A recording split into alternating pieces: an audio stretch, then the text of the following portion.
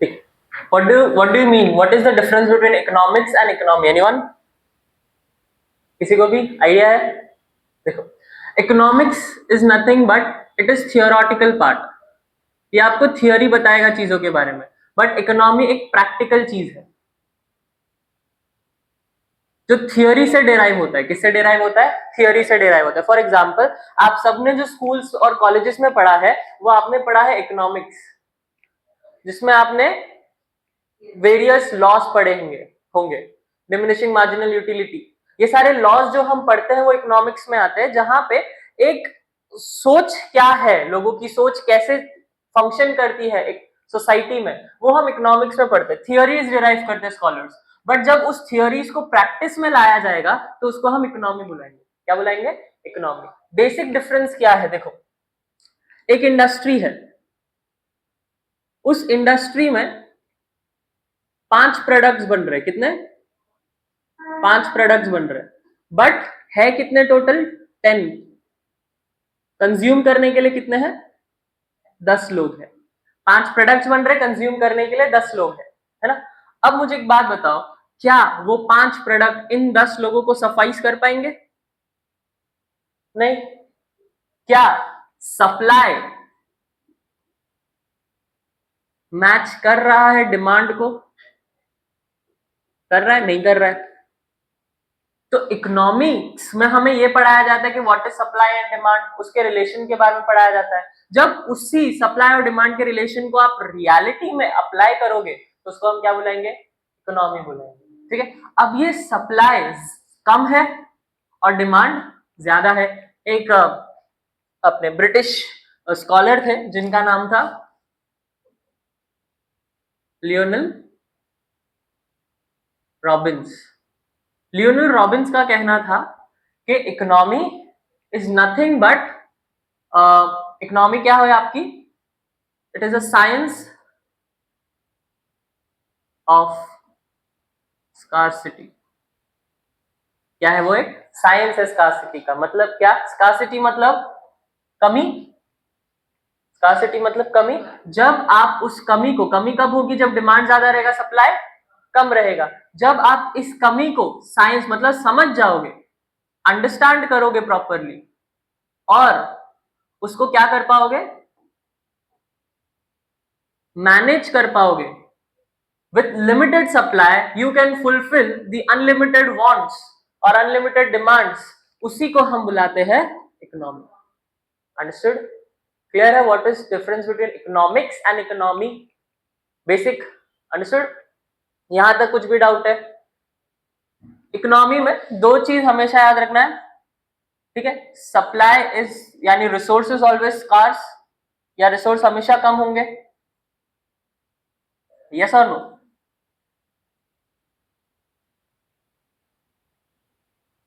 Resource ज्यादा होंगे या कम होंगे? हमेशा कम होंगे रिसोर्सेस। बट और उस रिसोर्सेस को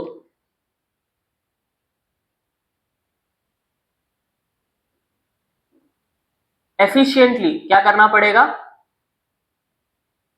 मैनेज करना पड़ेगा, तभी जाके आपका डिमांड सेटिस्फाई हो पाएगा। अब क्वेश्चन आता है कि इस रिसोर्सेस को, इन रिसोर्स को कौन मैनेज करेगा? एनीवन? Who will manage? सोचो, कौन मैनेज करेगा इन सबको? कहना से ये सारा काम किसका होगा? गवर्नमेंट का। ये सारा काम किसका होगा? गवर्नमेंट का होगा। क्यों? क्योंकि गवर्नमेंट की रिस्पॉन्सिबिलिटी है कि सबको सब कुछ मिले। That is known as your welfarist approach. उसी को हम क्या बुलाते हैं? Welfarist approach. ये सुनो, क्लियर है ये चीज? पक्का? अब हमेशा से ये कॉन्सेप्ट नहीं था कि गवर्नमेंट ही जो है सप्लाई और डिमांड को मैनेज करेगी। मार्केट में इंटरवेंशन हमेशा गवर्नमेंट करेगी, मतलब गवर्नमेंट का हाथ होना चाहिए मार्केट को स्टेबलाइज रखने के लिए। गवर्नमेंट मार्केट को स्टेबलाइज ही रख रही है। ये सुनो, कहां गया?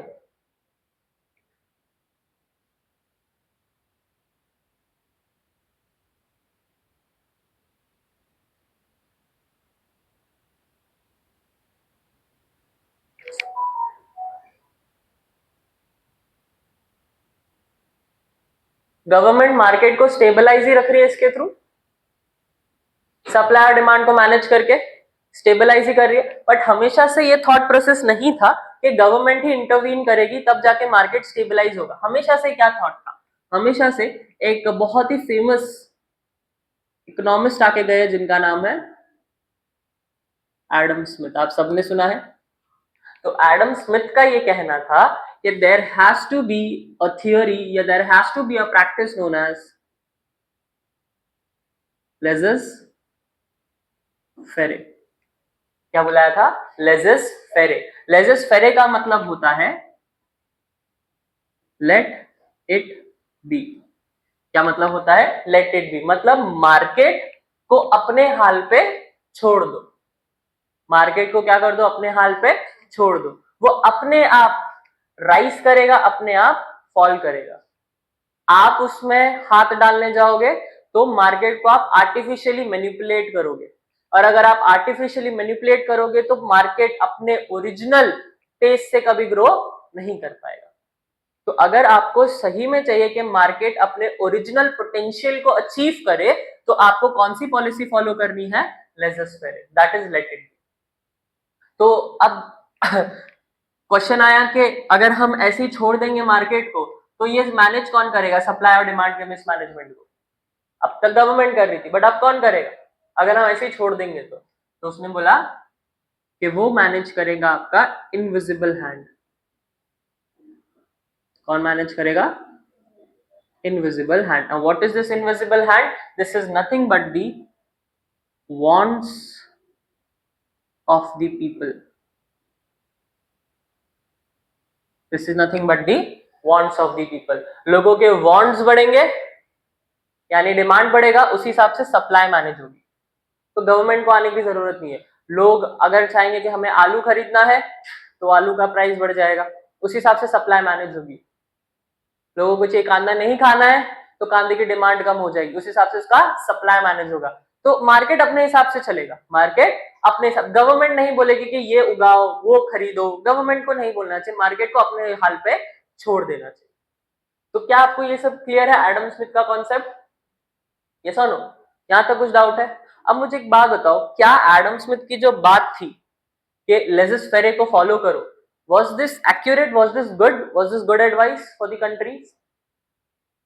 क्या ऐसा करना सही है? नहीं, बिकॉज एडम स्मिथ की ये कॉन्सेप्ट पे सारी दुनिया चली और 1929 में आया आपका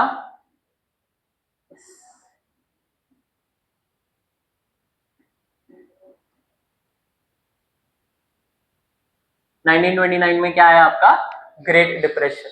डिप्रेशन मतलब क्या, downfall of the economy. World economy हो गई खराब, वर्ल्ड इकोनॉमी हो गई खराब। क्यों? क्योंकि हमने मार्केट को उसके हाल पे छोड़ दिया था। अगर आपको आप बच्चे को उसके हाल पे छोड़ दोगे तो कभी कभार वो गलत रास्ते पे भी चला जाएगा। कोई होना चाहिए जो बच्चे को सही रास्ते पे लाए। Checks and balance has to be there, checks and balance has to be there. तो इसी वजह से कि नहीं से एडम स्मिथ की जो पॉलिसी थी दैट इज लेजस फेरे, वो एक टाइम पे आके फेल हो गई। तो इसी के बाद आपके आफ्टर दिस 1929 का ग्रेट डिप्रेशन, आपके नए जो फिलोसोफर है या इकोनॉमिस्ट है उनका जो थियरी है वो सामने आया, that is your Maynard Keynes. कौन आया आपके, मेनार्ड कीन्स। इन मेनार्ड कीन्स ने क्या कहा कि government has to intervene, government को क्या करना पड़ेगा, इंटरवीन करना पड़ेगा, because without government intervention market अपने हिसाब से फंक्शन नहीं कर सकता। अगर करेगा भी तो it can lead to some devastating effects. तो there has to be someone who will look upon the market, guidance के लिए, चेक्स एंड बैलेंस के लिए। अंडरस्टूड? तो ये थे मेनार्ड कीन्स की फिलॉसफी कि गवर्नमेंट का इंटरवेंशन होना चाहिए। तो इसी के बेसिस पे ना एक और आया आपके, चलो मैं वो बाद में बताऊंगा, बट इसी थॉट प्रोसेस में आपके तीन तरीके की इकोनॉमी बनती है। एक को बोलते हैं हम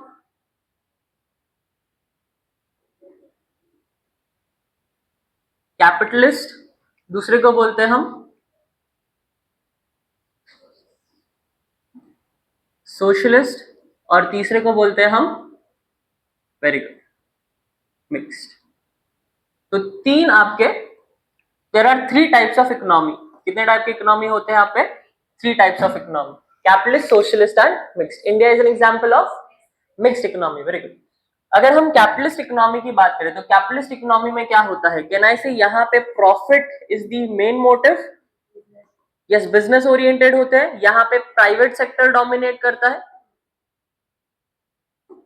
ना, यहाँ पे प्रॉफिट ओरिजिन ज्यादा फोकस में रहता है, यहाँ पे प्राइवेट सेक्टर डोमिनेट करता है। सोशलिस्ट में कहना इसे वेलफेयर मेन मोटिव रहता है, और दूसरा यहाँ पे पब्लिक सेक्टर डोमिनेट करता है, यानी that is government sector dominate करता है। क्लियर है? दूसरा कहना इसे कैपिटलिस्ट, आप सभी को पता है, is an example of USA. USA is an example of capitalist economy. अब कैपिटलिस्ट इकोनॉमी अच्छा है या सोशलिस्ट इकोनॉमी अच्छा है? याद रखना, socialism is a mild down version of communism. Communism आप सभी को पता है, कम्युनिज्म का माइल्ड डाउन वर्जन क्या है आपका? बैक की तरह अंडू होता है, उसका माइल्ड डाउन वर्जन क्या है? सोशलिज्म है। ठीक है। अब ऑस्कर लैंगे करके एक इंसान थे,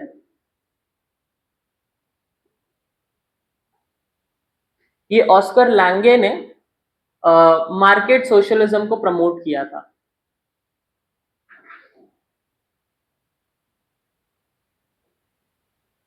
now what is this market socialism? Market socialism का मतलब होता है,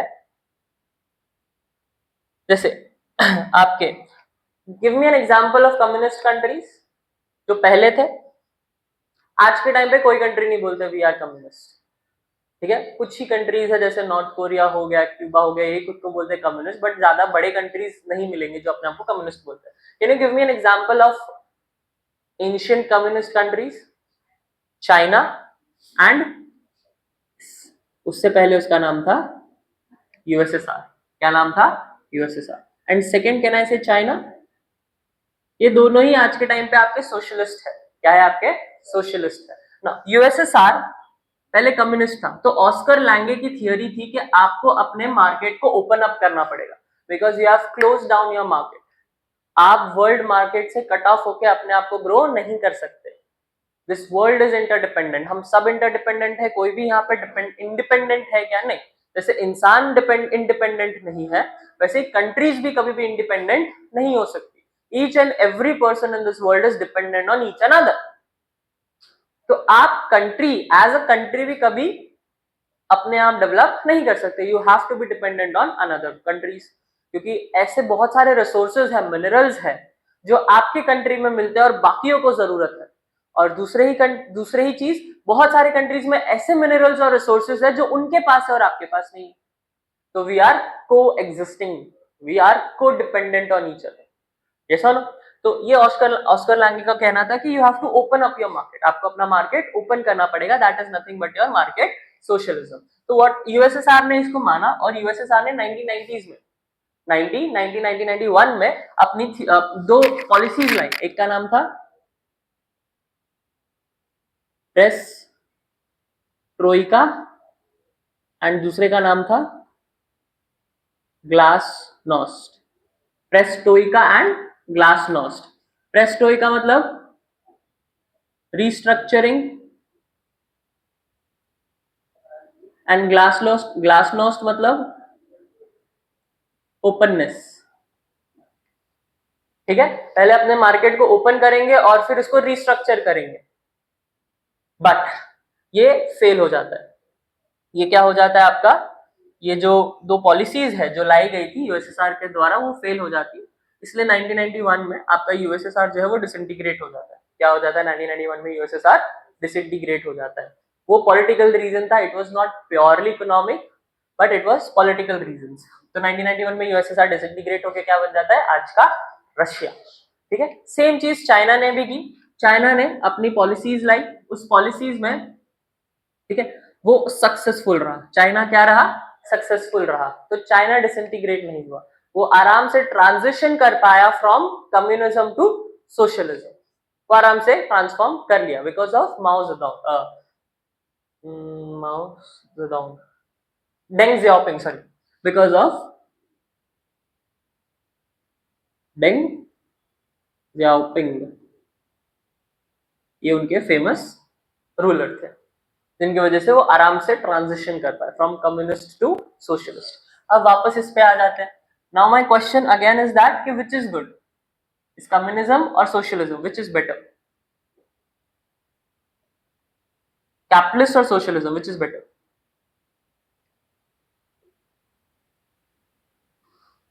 नो आइडिया? सी। अगर हम कैपिटलिस्ट की बात करें तो कैपिटलिस्ट में प्रॉब्लम क्या है, यहां पे लेबर का एक्सप्लॉयटेशन बहुत होता है।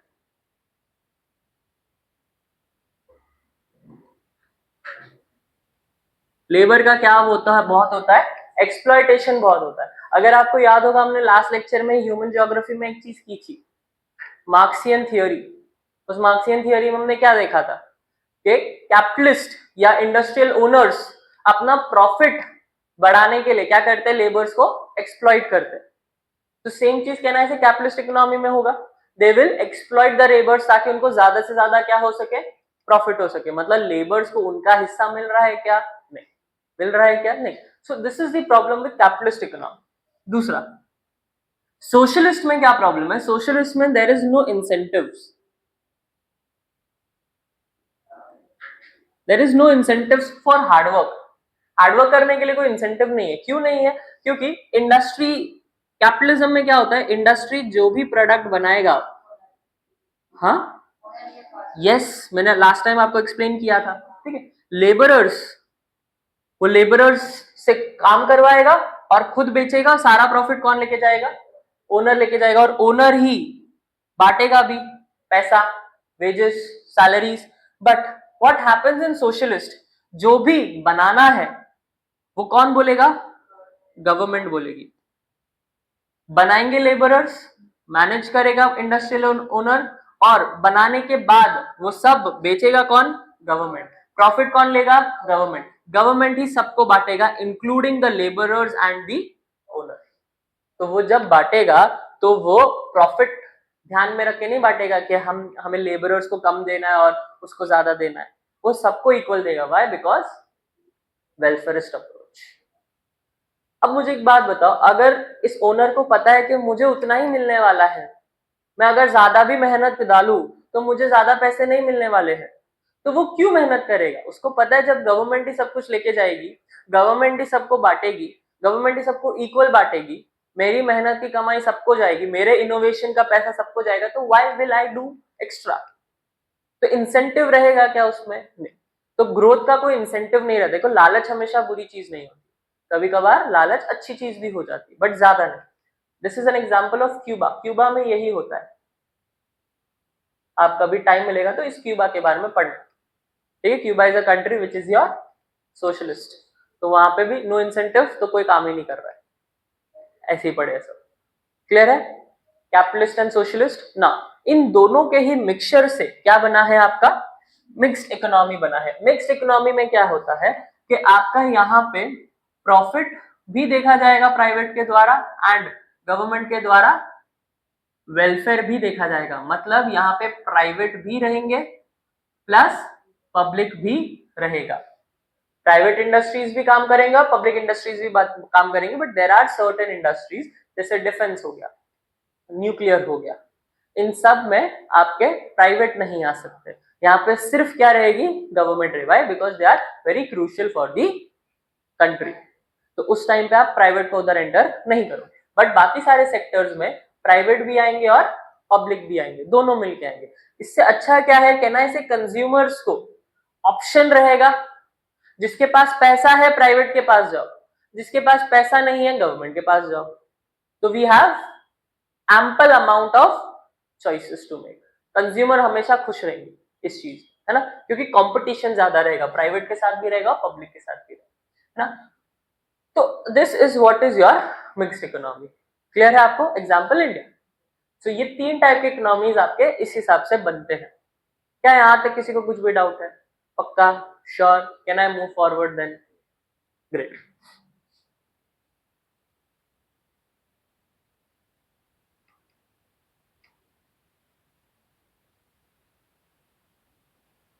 ठीक है, तो एक बार आपका इकोनॉमी बन जाता है तो इस इकोनॉमी को मैनेज करने के लिए गवर्नमेंट आ जाएगी। Government will manage each and everything. अब गवर्नमेंट जब मैनेज कर रही है तो सबसे इंपॉर्टेंट, क्या सब कुछ गवर्नमेंट मैनेज कर पाएगी? Can government manage each and everything in the economy? नहीं। क्योंकि गवर्नमेंट को लोगों को गवर्नेंस भी करना है, लोगों को संभालना भी है ना, पॉलिसीज भी लगानी है गवर्नमेंट को, लोग बॉर्डर्स भी प्रोटेक्ट करने हैं। एडम स्मिथ ने कहा था गवर्नमेंट का काम सिर्फ बॉर्डर्स को प्रोटेक्ट करना होना चाहिए, इकोनॉमी में आपको एंटर नहीं करना है। बट बात सही भी कही है उसने, अगर गवर्नमेंट इकोनॉमी पे फोकस करने लगेगी तो फिर बॉर्डर्स कौन संभालेगा, लोगों को कौन देखेगा, है ना, हेल्थ कौन संभालेगा? तो बहुत सारी चीजें होती है गवर्नमेंट के पास। तो गवर्नमेंट सोलली अपने आप फंक्शन नहीं कर सकती इकोनॉमी को प्रोटेक्ट करने के लिए, तो फिर कौन रहेगा? There has to be some centralised agency जो डेडिकेटेड हो कंट्री के इकोनॉमी के बेनिफिट के लिए।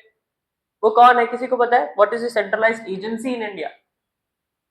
Can I say it has to be दी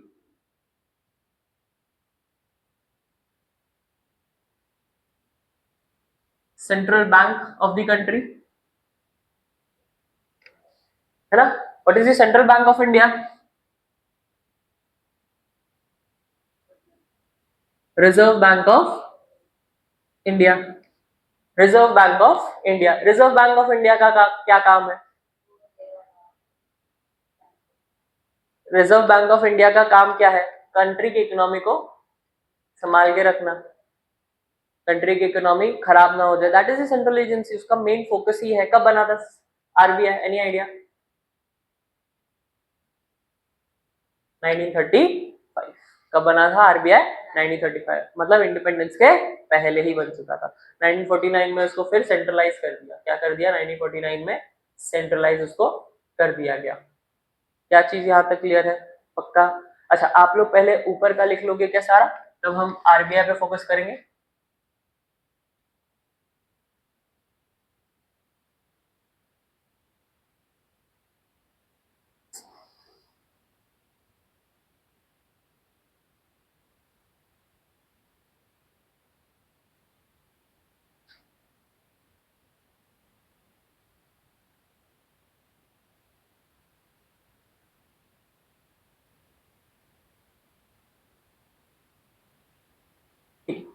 पहले ये लिख ले, what is the difference between economy and economics. Is ready? Heading क्या डालोगे?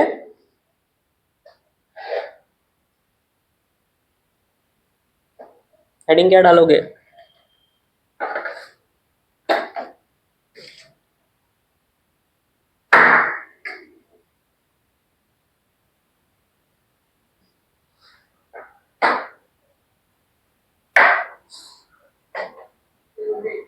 I will be dictating. Just a second.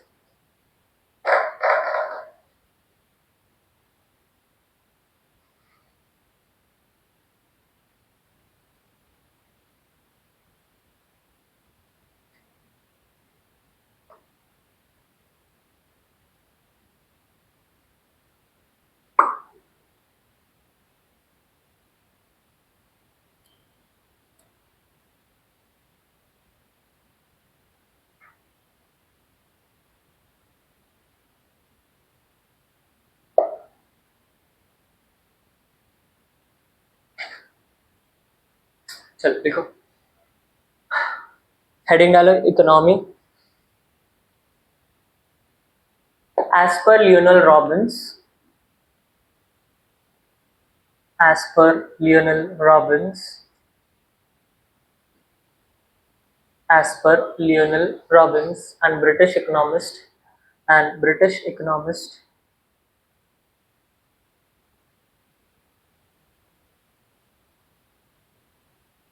economy is the science of scarcity. Economy is the science of scarcity.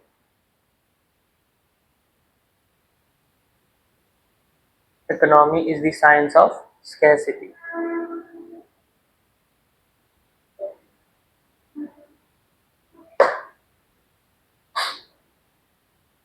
Economy is the science of scarcity, in which the demands are always high. The demands are always high, but the resources are always limited.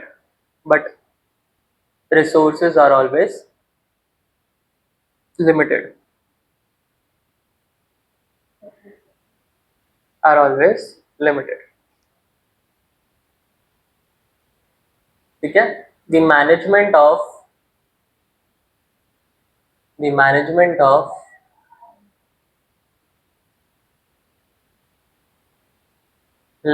resources,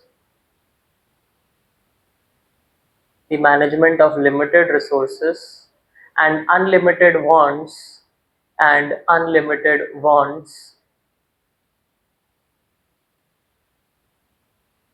is known as economy.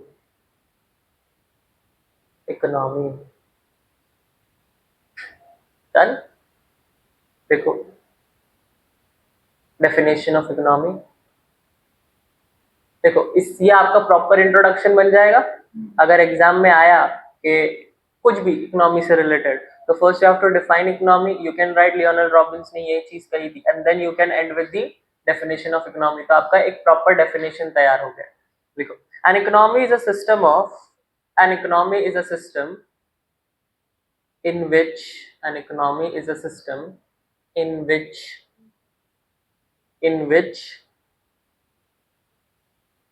people earn their livelihood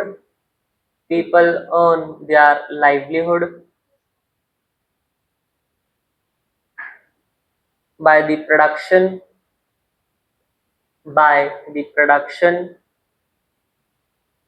distribution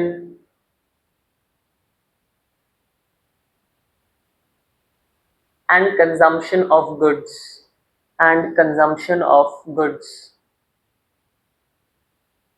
and services.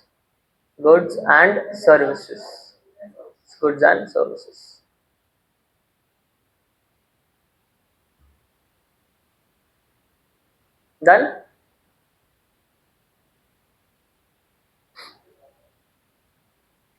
Table बनाओ, economy एक में लिखो, एक में economics लिखोगे, दूसरे में economy लिखोगे।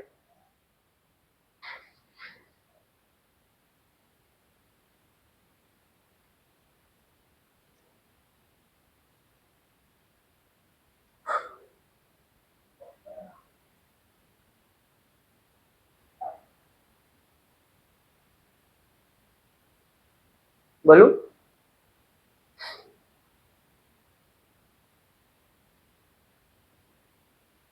पहले मैं इकोनॉमी का डेफिनेशन लिख लोगे जो पहले लिखा था, या फिर सिर्फ लिख दो definition of economy?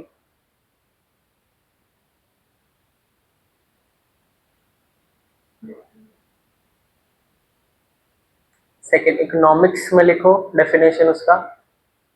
Economics is the study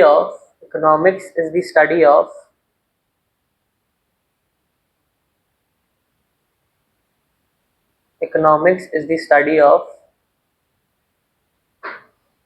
how resources are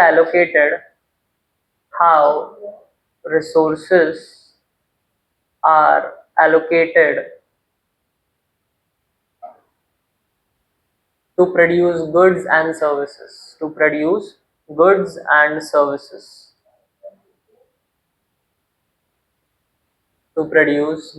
and services and how people interact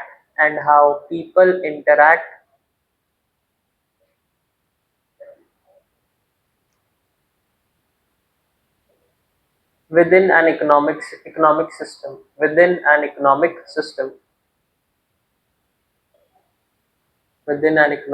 system. This is the definition of economics. Clear? Second point लिखो, इकोनॉमी में लिखो, it is practical and real world functioning real world functioning.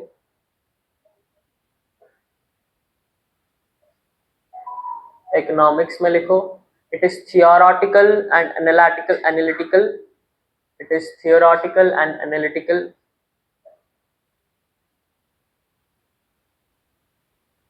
ठीक है,